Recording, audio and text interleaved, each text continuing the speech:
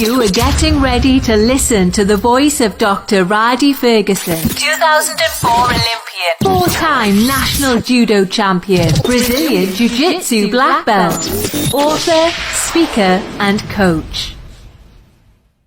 Hello and welcome to another edition of Coffee with Rhadi. Today's edition is brought to you by Chump Repellent, the best personal productivity product ever, Chump Repellent. You can find it at www.chumprepellent.com.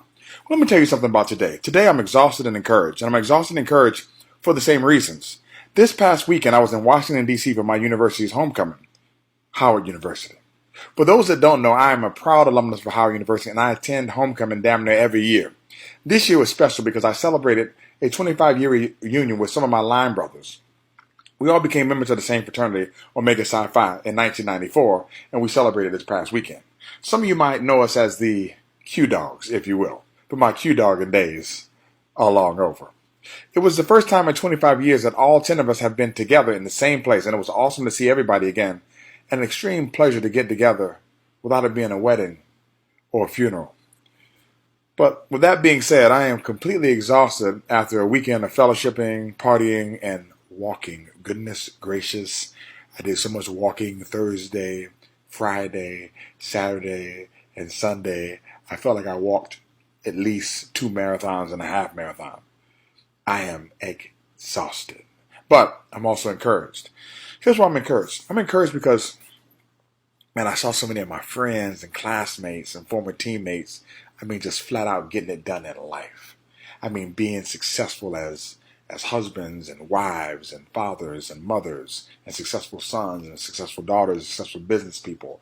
They are really getting it done. The people that I went to school with, they're killing it in the professional realm. And they were telling me how much I inspired them because they watched my videos or read my emails, etc. And I'm like, you inspire me. It was weird to see the people that I look up to actually telling me that they look up to me. But I guess that's what Howard University is about, because we're about excellence. We're about black excellence, and we're about being exemplars in our fields and in the spaces that we exist in.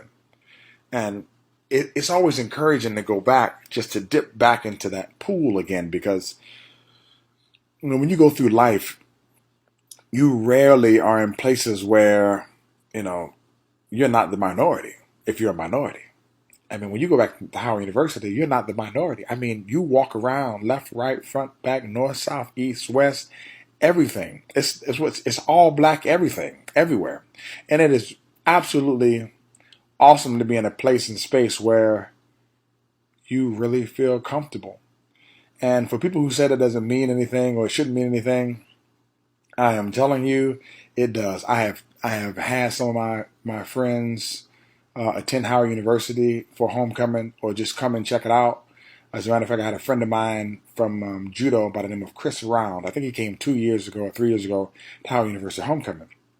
And he's a white dude, and he says, man, I've been the minority before. I've been to Japan where I was a minority amongst a bunch of Asians. He said, but I was shocked that I actually felt uncomfortable a little bit in this space. He said, man, I felt uncomfortable. He said, I was kind of ashamed that I felt uncomfortable.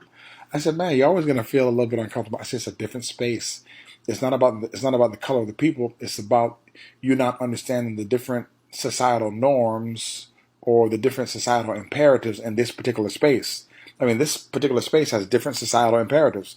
And inside of this space, there's the imperatives of black folks from the north, the south, black folks from the west coast, black folks from the Caribbean, black folks that are from Africa.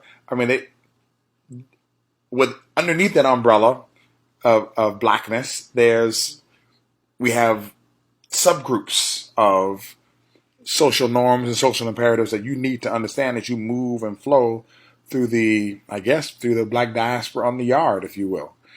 And if you don't know those particular things, you can definitely get overwhelmed when you're underprepared.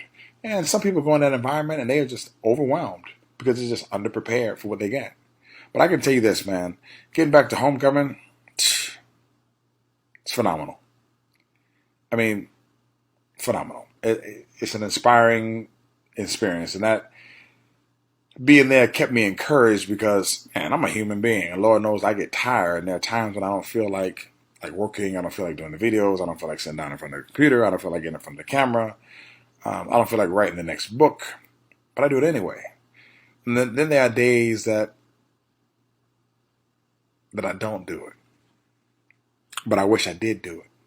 But those days will be fewer now because I went to homecoming and it's like I got rebooted and re-energized and recharged. And I'm thankful for Howard University.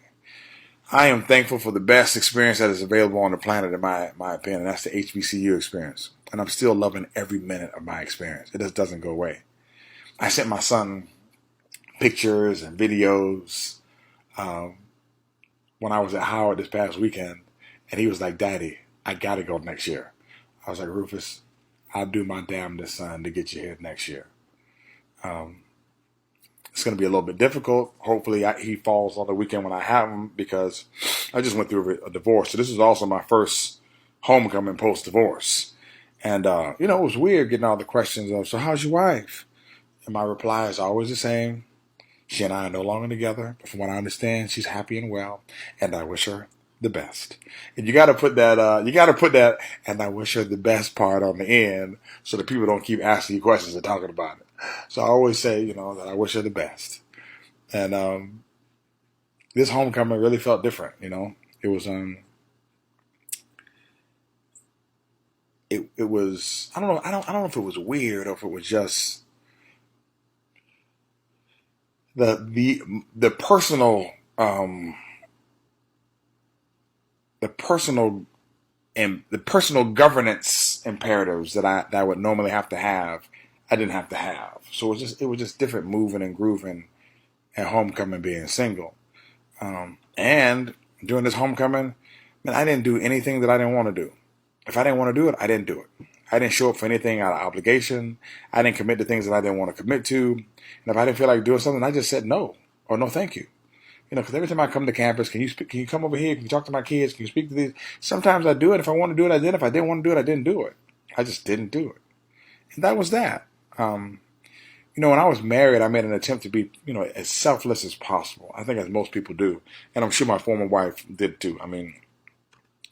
But that puts you in a space post-divorce where you got to kind of find yourself again.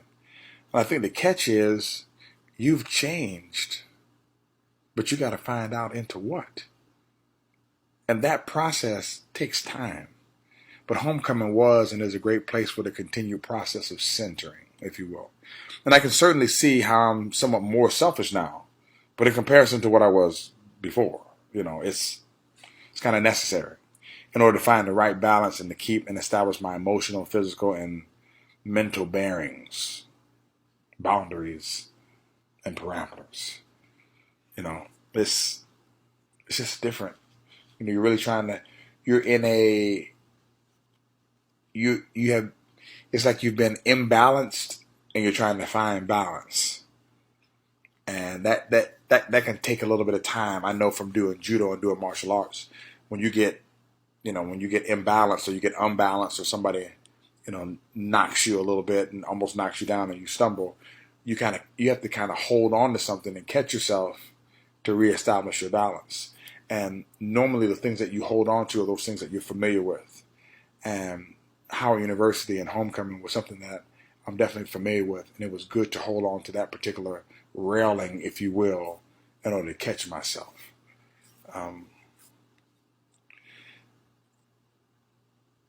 I talk about this every once in a while. I've talked about it in some emails. I couldn't talk about my divorce as much when I was going through it because you just can't. You have to. I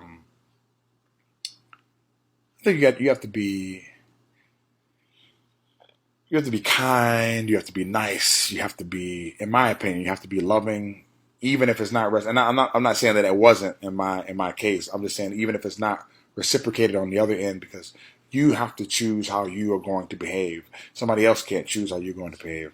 And I think my former wife and I handled things with class. I think we did the best that we could under the situation. And like I said before, man, I wish her the best. Talking about it at times, is it embarrassing?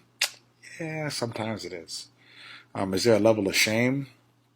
Man, I can tell you most definitely. When it first went down, most definitely. And even sometimes it still is. I remember I was at a table, I think it was Friday night or Saturday night, and we were joking around and we were taking pictures with some of my fraternity brothers and some other people. And one woman at the table said, "Listen, I'm trying to stay married." And I don't think she knew about my situation or not, but other people at the table did. And it's like, yeah, it kind of feels bad when you hear that. Like, I'm trying to stay married. Like, you almost feel bad because you're like, oh man, I didn't stay married. But there's really nothing you could do about that. I mean, man, I got left, and it happens. And people who want to leave, leave. People who want to stay, stay. And that's just it. So, and is there a level of shame? Yeah, sometimes there is. I mean, and I was never the last guy to get picked in the kickball game, so it's kind of different for me. I was always the guy that got picked first. So it's different. Does it make you feel like a failure? It can, and did, at times, but I'm not a failure, but that's how you feel. Will it kill you? And it most definitely can if you don't get some help. And I'm a huge proponent of therapy now, and I wasn't before, but man, sometimes you got to go sit on somebody's couch or talk to somebody in order to, grab the, proverbial railing, if you will, to catch yourself. And there's a reason why they have the railing there on the steps. Some people can walk down by themselves, and some people got to hold the railing. It just depends on where you are in life, And then the other question that I ask myself is, man, will I be okay? And hell yeah, I'll be okay, man. I'm Rhadi Ferguson. I always got to get up in the morning and look in the mirror and remind myself of that. And you should do that too sometimes. Just get in the mirror and remind yourself exactly who you are.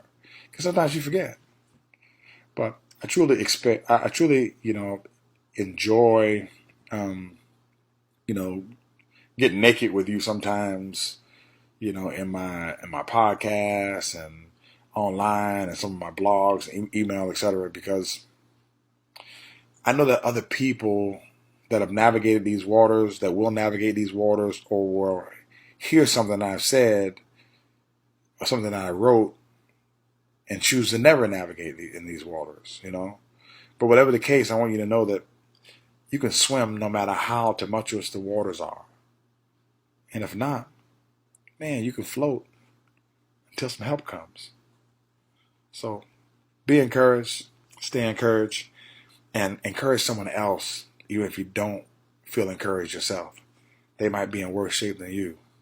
And remember, excellence is a lifestyle. So live it.